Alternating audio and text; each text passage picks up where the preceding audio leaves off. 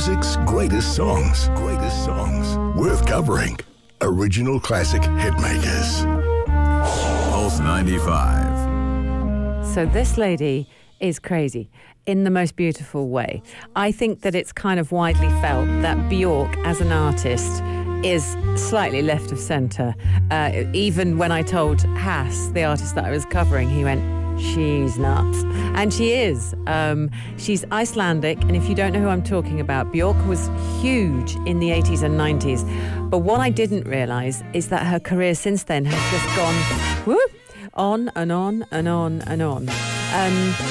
And the song that I'm going to play is her biggest hit. This was her biggest hit.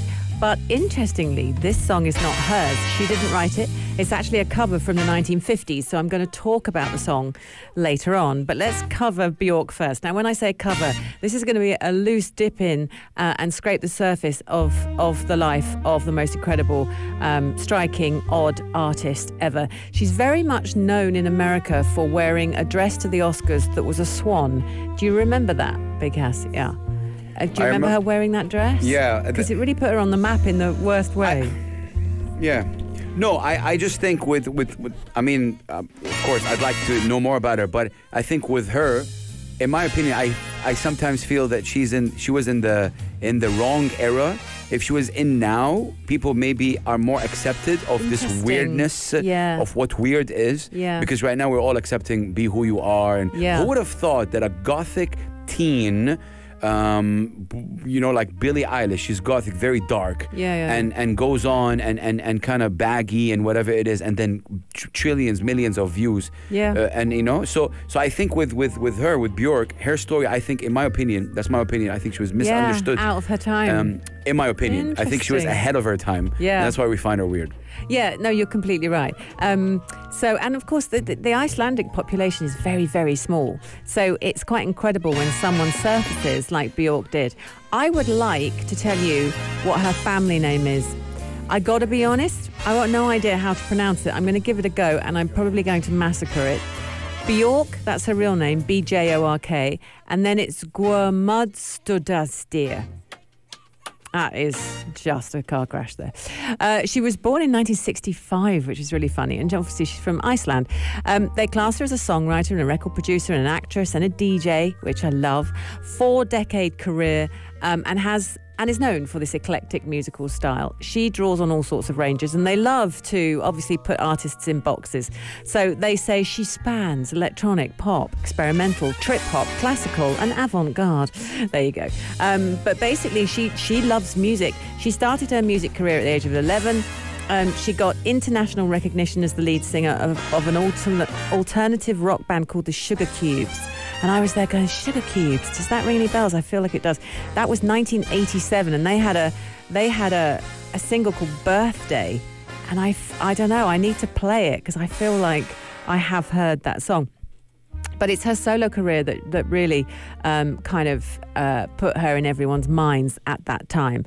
Several albums have reached the top 20 in the US. She's reported to have sold between 20 and 40 million records worldwide as of 2015, so she's done more since then. She's had 31 singles reach the top 40 on pop charts around the world, 22 top 40 hits in the UK alone, top 10 singles, It's So Quiet, Army of Me, Hyper Ballad. I mean, and I remember some of these, not all of them.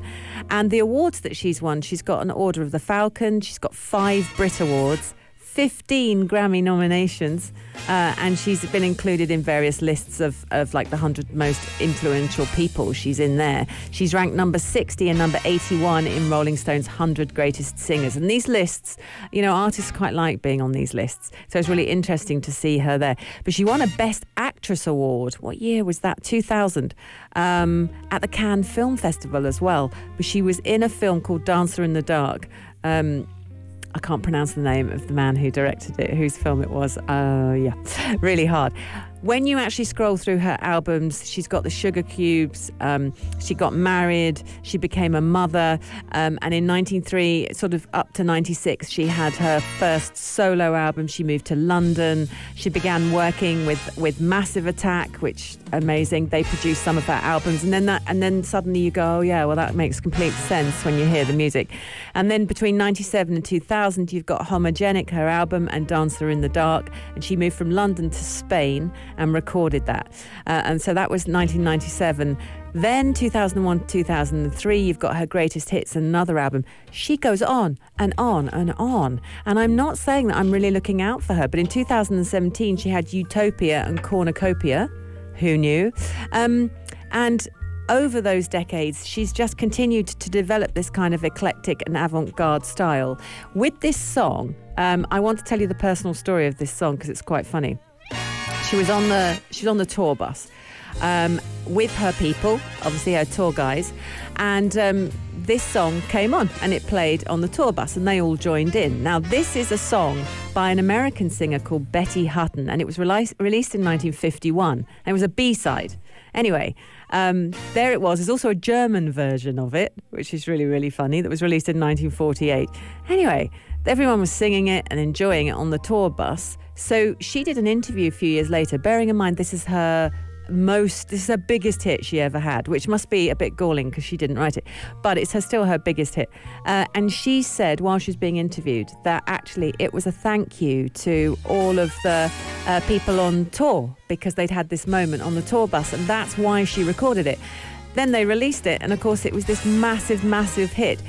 Funnily enough, in 2002, Brittany Murphy did a performance of this song joined by the Pussycat Dolls. Now that I would quite like to see. I'll be researching that afterwards. But this is Bjork's biggest tune. It's a big band song. And so you can understand from the 50s, this was all the rage. This was what was going on. And you've got the big band in the background. For her to come out with this in, when is it? It's 1990 something. It was actually 1995. It's quite a big deal, really, and we all went, what on earth? But it got loads of radio play. So if this is your first time listening, enjoy it, because it's quite a ride. It's Bjork, she's from Iceland, and it's called Oh So Quiet on the Music Grades. If you liked this episode of Yalla Home, drop a like and subscribe. 95. Be sure to follow us on Instagram for all our daily updates and top stories.